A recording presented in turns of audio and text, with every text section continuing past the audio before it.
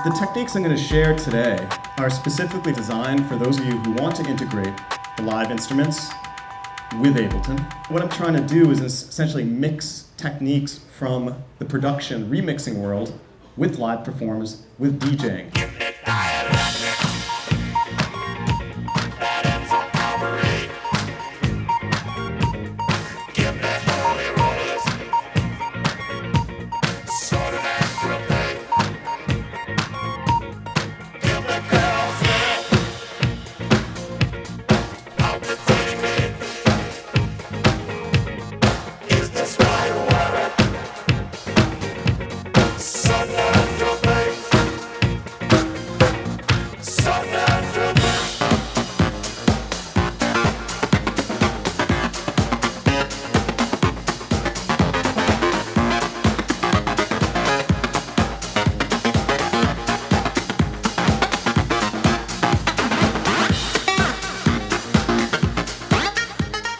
The major thing about, I think, syncing Ableton Live with a band is drums.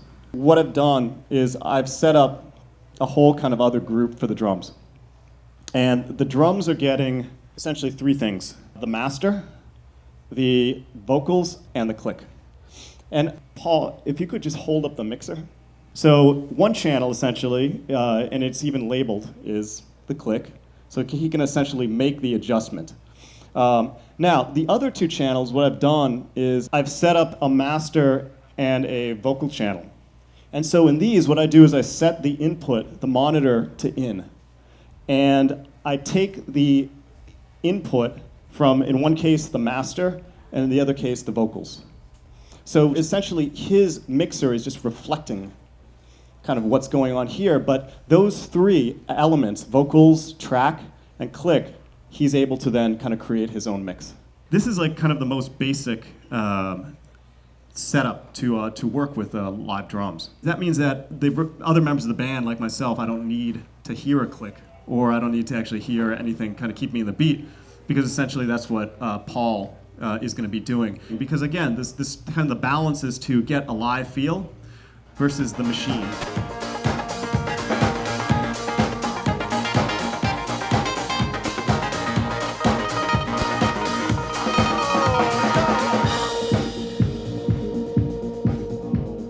Basically, that whole song, everything that you heard, came from one single instrumental track.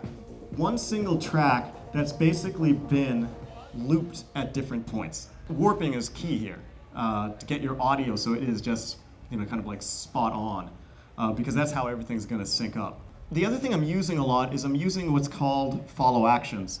So the follow actions, what they do is they represent an equation. And this is what the equation says. After X number of bars, so in this case after 2 bars, and then it gives you the option of an action, and then it gives you a percentage, 1 to 0, which means 100% of the time. It's going to kind of follow something. So if you look when I fire off a scene, you're going to see all these clips start flashing.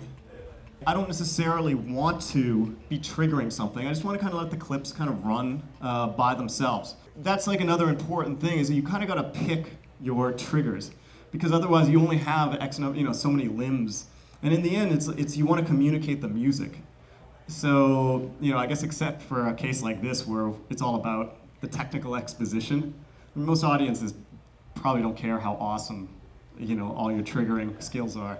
The other really useful thing I found with looping is kind of more of a DJ skill.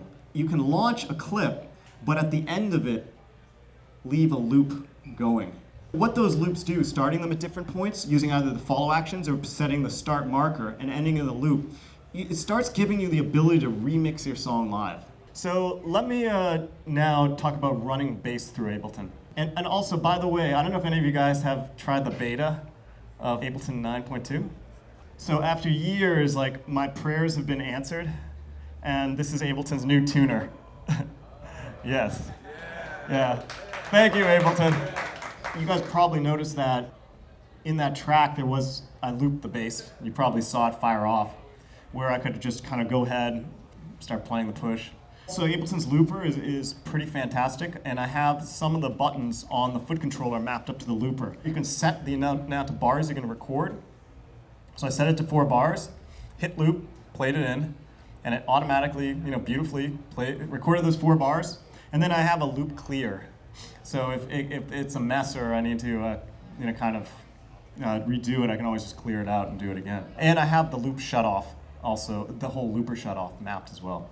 What's nice about having the instrument running through the laptop is then you can technically DJ yourself. So vocals actually are, I think, one of the most exciting things that you can do with Ableton Live.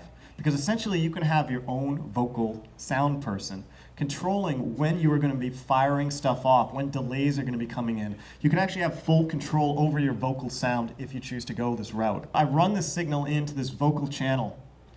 The signal path I use is then here I'm going to hit it with saturation, just to kind of warm it up. EQ, to take off the low ends, to really kind of like, control some of those frequencies. And then another compressor. And here you can see my vocoder if you look all the way to the right. Now, again, the beauty of this and having the kind of the effects as insert effects is that you can literally, scene by scene, control them. So what I do is I set the vocal channel to in. Now the beauty about that is then when you put a clip into there, you're not going to hear the clip. So this clip of audio you're not even hearing. But what this is this is the track. And the reason I set the track in there is because then I can control where I want stuff to turn on and off. So what you're seeing here is that the vocoder turns itself on at that point, and then that's where I'm getting that kind of vocoded effect. There's no pre-recorded anything with the vocals. All that kind of vocody stuff was totally live. And then, there was one point where the vocoder shuts off, and then I can go back to a regular mic signal without pressing a single button. And I found it's a super powerful technique because, again, it is like literally bringing your own sound person to a gig. I've played like I said, literally hundreds of gigs with this setup, and I will tell you that Ableton is an amazingly stable program. But the key, though, is this: what I found: use only native Ableton stuff. It's the plugins that will kill you. So, thank you.